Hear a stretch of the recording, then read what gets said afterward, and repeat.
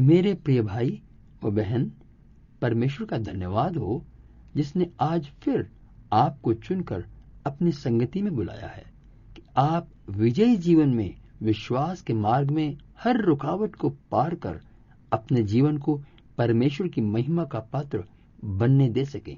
पिछले सप्ताह हम 5वीं रुकावट को सुलझा रहे थे कि किस प्रकार वचन हमारे जीवन में अपनी सामर्थ्य प्रकट करे, और आज इसी विषय पर थोड़ा और मनन करेंगे। आपको याद होगा पिछली बार हमने 2 वचन पढ़े थे। उसने आप ही हमारी दुर्बलताओं को ले लिया और हमारी बीमारियों को उठा लिया।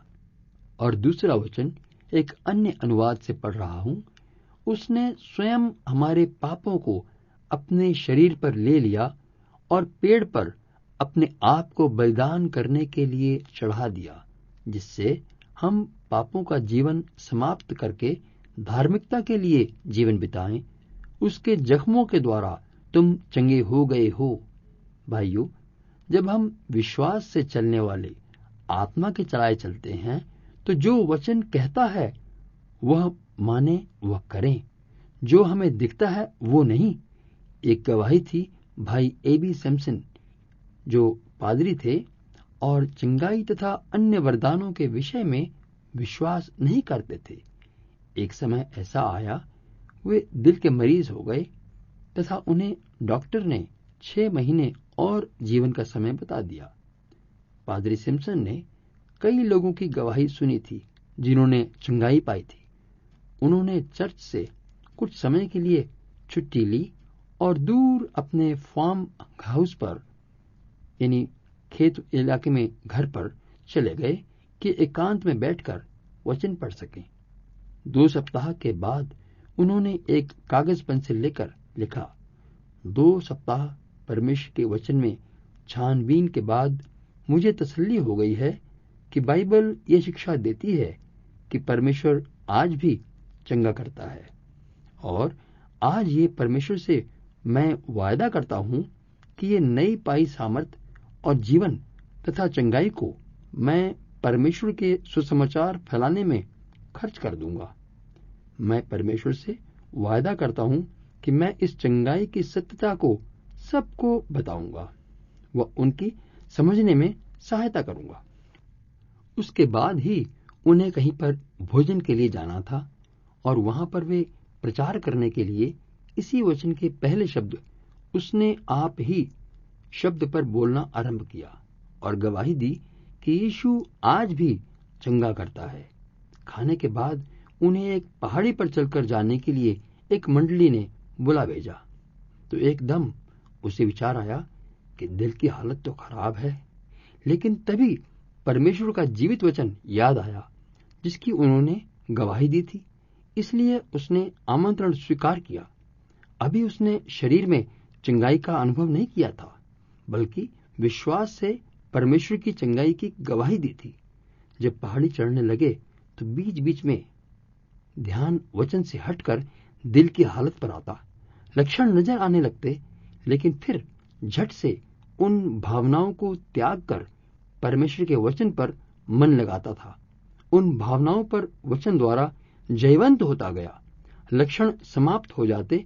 इस प्रकार से कई बार ऐसा संघर्ष करते करते करते करते पहाड़ी चढ़ता गया। जब पहाड़ी पूरी चढ़ ली तो बिना किसी लक्षण के विजयी होकर टहलने लगा। उस समय उनकी आयु लगभग 46 वर्ष की थी और जब ये गवाही छापी गई तो उनकी आयु 70 वर्ष की थी। अब कहाँ रही वो डॉक्टरों की चेतावनी जो 6 माह का जीवन दिया था। जब आप वचन पाकर वचनानुसार चलते हैं तो लक्षणों को भागना पड़ता है। एक परमेश्वर के सेवक पीसी नेल्सन ने लिखा कि जो लोग चंगाई पाते हैं वे दोबारा लक्षणों की ओर देखकर चंगाई खो बैठते हैं, क्योंकि जब चंगाई हो जाती है तो फिर शैतान का हमला होगा और यदि विश्वास में दृढ़ नहीं है तो उलझकर इस रुकावट पर गिर जाते हैं। उदाहरण के लिए कोरिया देश में जब युद्ध चल रहा था तो एक जवान पादरी ने कहा कि अमेरिका ने एक पहाड़ी को 13 बार जीता और हर बार फिर खो बैठे, लेकिन 14वीं बार जब जीता और फिर उसे वे थामे रहे। इस तरह से विश्वास के मार्ग में रुकावट पर जय पाने के बाद बने रहना जरूरी है। वास्तविक विश्वास या दृढ़ विश्वास परमेश्वर की आशीषों को तूफानों के होते हुए भी थामे रहता है। वास्तविक विश्वास परमेश्वर के वचन के ज्ञान की संतान है।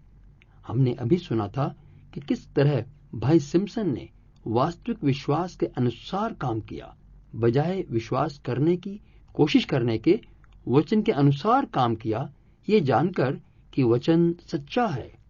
और छठी रुकावट तो विश्वासी के सामने यही आती है जो मैंने अभी आपसे करने को कही है, कि वचन के अनुसार काम करना, या जो हमने विश्वास का अंगीकार किया है, गवाही दी है, उसे थामे रहने के भेद की अज्ञानता छठवीं रुकावट है।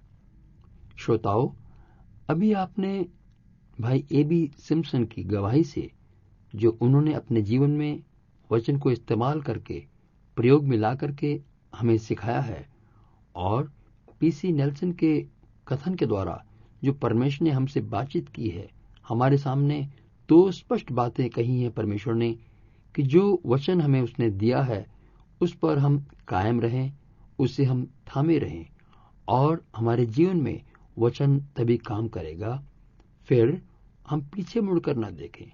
मेरी प्रार्थना है कि परमेश्वर आपकी सहायता करे, क्योंकि जो वचन आपने सीखा है उसके अनुसार आपके सामने उस समस्याएं जब आएंगी, उस पर विजय पाना है।